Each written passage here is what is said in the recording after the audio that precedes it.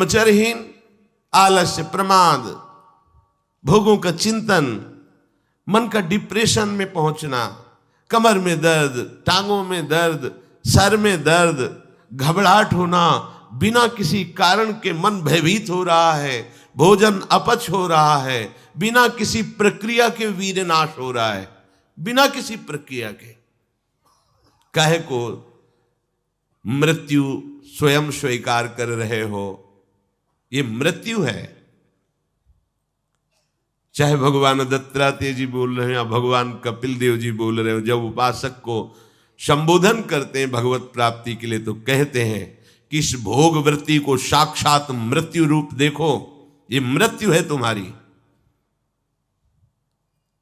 जब शरीर राग त्यागना है तो तुम शरीर से भोग भोगोगे तो आसक्ति शरीर की पुष्ट होगी, आसक्ति भोग सुख की पुष्ट होगी, है नहीं?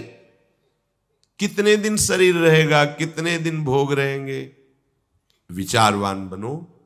ब्रह्मचर्यम चरंती, ब्रह्मचर्य का पालन करो। उपासक जो ब्रह्मचारी होता है उसका खिला हुआ चेहरा रहता है, जैसे कमल खिला हुआ, बिना किसी कारण के उसकी मुख मुद्रा में प्रसन्नता होती है।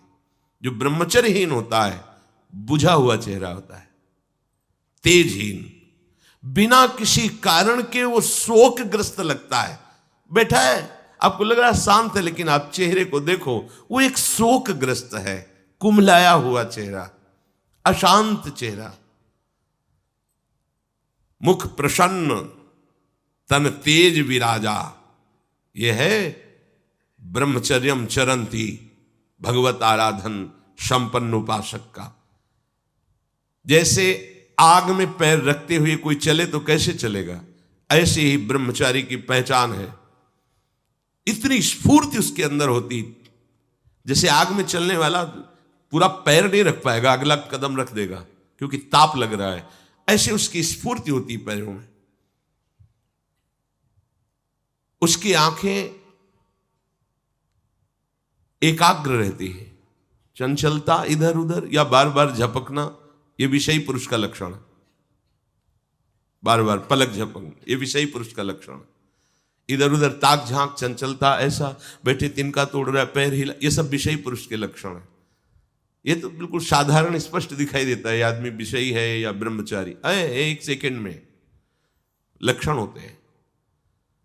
आपको जब भगवत मार्ग का अवसर मिला है तो गृहस्थ हो, संतान हो गई, ब्रह्मचर्य से रहो। नहीं चाहिए संतान तो भ्रूण हत्या, गर्भ हत्या जैसे महापाप करने की क्या जरूरत है?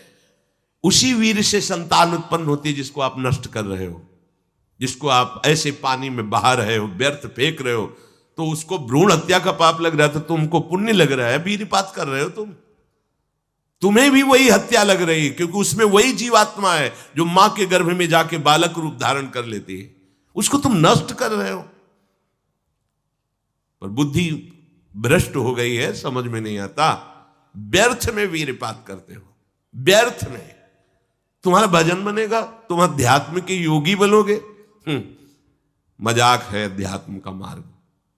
होश में हो जाओ, ये मन के दुलार को बंद करो।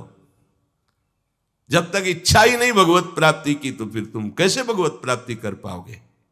भगवत प्राप्ति की इच्छा कैसे होगी जब तुम्हारी इस तरह से निंदनीय वृत्तियां हैं?